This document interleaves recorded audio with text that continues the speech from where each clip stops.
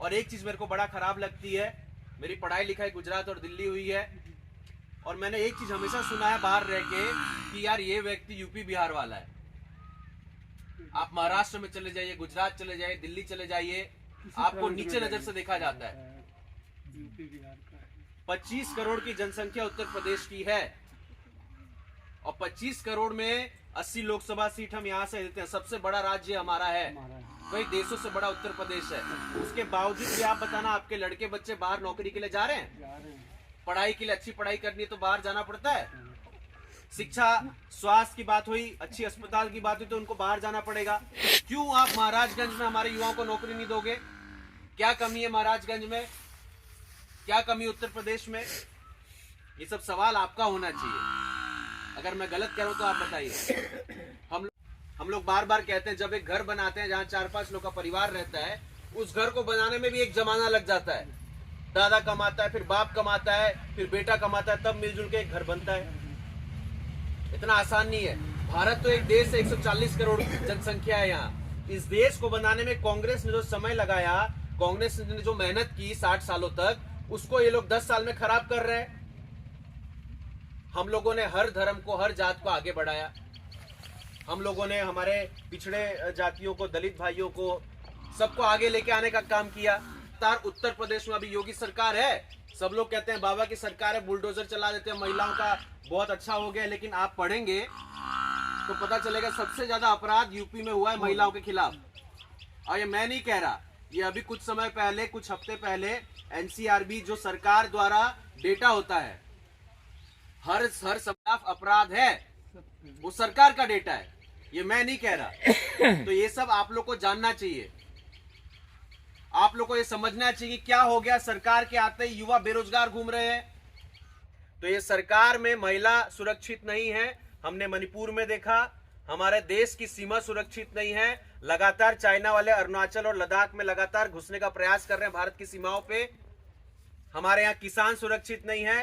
किसान आंदोलन में हम लोगों ने देख लिया, 700 किसानों के बेचारे शहादत हो गए हैं, कोई उनका नाम नहीं है रिपोर्ट में। किसान ही देश को चलाता है, मजदूर देश को चलाता है, और सरकार उसको नकार रही है।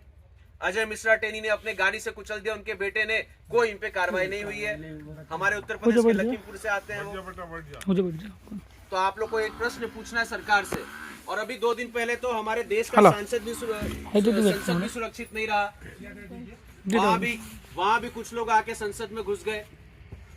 आप लोग समझ रहे हैं, जब देश का संसद जहाँ मंत्री और नेता रहते हैं वहाँ कुछ लोग घुस जा रहे हैं, तो देश का प्रधानमंत्री नरेंद्र मोदी जी अगर कहते हैं कि सब लोग सुरक्षित हैं, हम लोग सबको अच्छा से रख रहे हैं, आपका संसद ही आप सुरक्षा नहीं कर पा रहे हो, तो देश की सीमा का क्या सुरक्षा करोगे?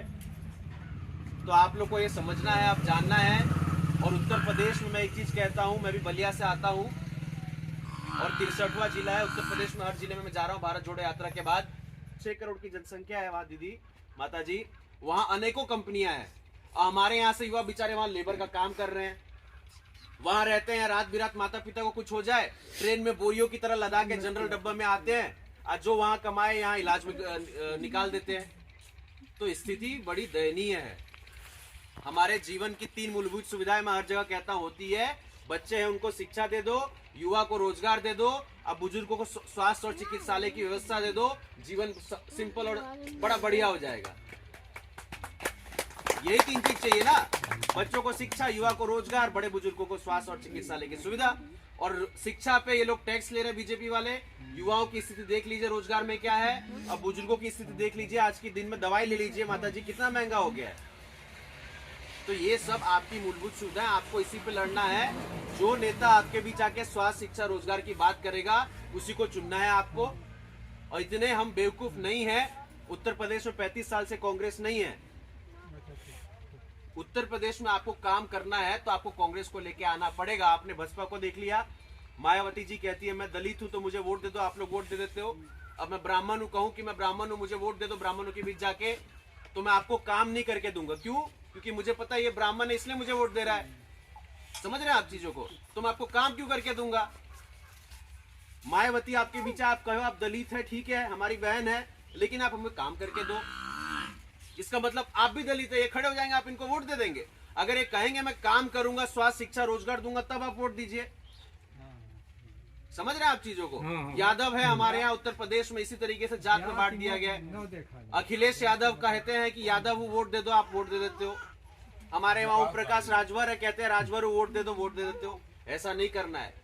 हम लोगों को बेवकूफ बनाया गया है आज दिन तक।